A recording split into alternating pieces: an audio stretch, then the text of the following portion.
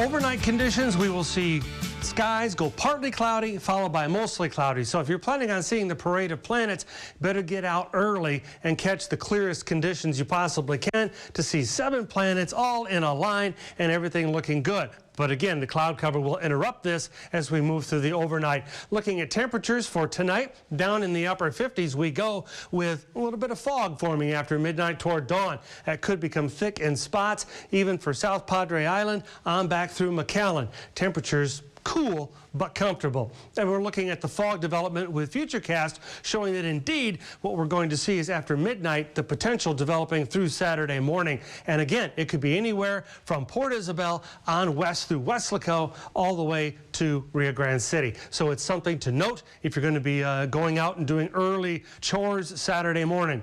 Looking at the forecast overall for the day, yeah, any chance for morning fog gives way to a beautiful day, near 80 by noon and the low 80s in the afternoon, maybe the mid 80s as we run on through the upper valley, but still, it's going to be fantastic with an east wind about 10 to 15 miles an hour. Simply wonderful day. And you can see that stretches across the valley as well. But you know, we're still going to have relatively cool water temperature at the surf and the bay. So South Padre Island will be struggling to hit 70 degrees, whereas Harlingen 80 and McAllen, Edinburgh 85 degrees.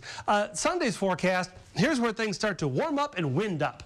As we have 83 for a forecast high, I'd say that's near perfect with partly cloudy skies, but our winds are going to be picking up in intensity. We have a frontal boundary moving on down for Wednesday, and you know, as it gets closer and closer, that's when we start to see the winds pick up. Looking at the long-range forecast, I want to remind everybody, we do need some rain around these parts, but the forecast for the next several weeks through May actually basically has us in the below normal category. The Great Lakes and the Mississippi Valley will be above normal, but we are expected to be below normal in terms of the long-range forecast. And we've performed poorly for the last 30 days. We are well below normal for the 30-day running tally for rainfall. Yeah. That's not looking good. As far as looking good, well, that launch looks good, at least if it happens. 82 degrees at 5:30 Monday, and decent visibility, well, really pretty good visibility, but a southeast wind that will be picking up in intensity in the afternoon. So we'll see how that plays out. So far, so good. 7-day forecast shows you that indeed we're going to be talking about conditions that will do nothing but improve. But watch out for some of that fog overnight tonight and into tomorrow morning.